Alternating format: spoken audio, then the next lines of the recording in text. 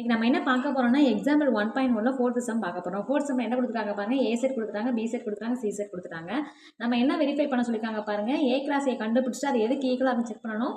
B cross B கண்டுபிடிச்சிட்டு C cross C கண்டுபிடிச்சு ரெண்டு இன்டர்செக்ட் பண்ணா வர்ற ஆன்சர் எதுக்கு ஈக்குவலாக இருக்கணும், ஏ கிராஸ் ஏக்கு ஈக்குவலாக இருக்கான்னு பார்க்கணும். A set B set C set எழுதிக்கிட்டோம். ஃபர்ஸ்ட் ஏ கிராஸ் ஏ கண்டுபிடிக்க போறோம். ஏ கிராஸ் என்ன பண்ணணும்னா ஏ செட் கிராஸ் ப்ராடக்ட் போட்டு ஏ செட் எழுதிக்கோங்க.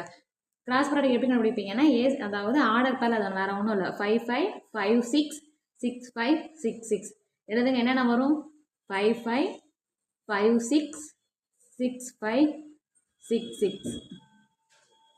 அதே மாதிரி பி கிராஸ் பி கண்டுபிடிங்க. பி கிராஸ் பி எப்படி கண்டுபிடிப்பீங்க 4 4 4 5 4 6 4 4 4 5 4 6.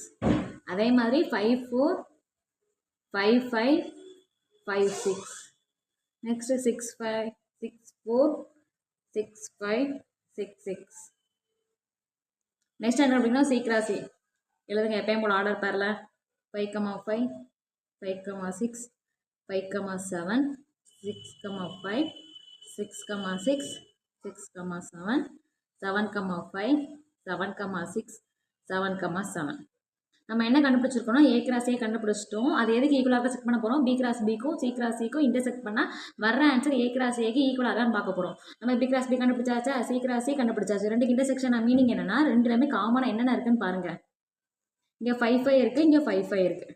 அதே மாதிரி 5 6 இருக்குது, 5 6 இருக்குது. வேறு எதுவும் இருக்கா பாருங்க. 6 5 இருக்குது, 6 5 இருக்குது, 6 6 6 6 இருக்குது. வேறு எதுவும் காமனாக இருக்கா பாருங்க. இல்லை. அப்போ எடுத்து எழுதிக்கோங்க. என்னென்ன இருக்குது 5 5 5 6 6 5 6 6. நம்ம கண்டுபிடிச்சது எதுக்கு ஈக்குவலாக இருக்குது பாருங்க. நம்ம கண்டுபிடிச்சது எதுக்கு ஈக்குவலாக இருக்குன்னா ஏ கிராஸ் ஏக்கு ஈக்குவலாக இருக்குது. தற்போது என்ன எழுதுங்க, ஏ கிராஸ் எதுக்கு ஈக்குவலாக இருக்குது, B cross B intersection C cross C. பார்க்கலாம்.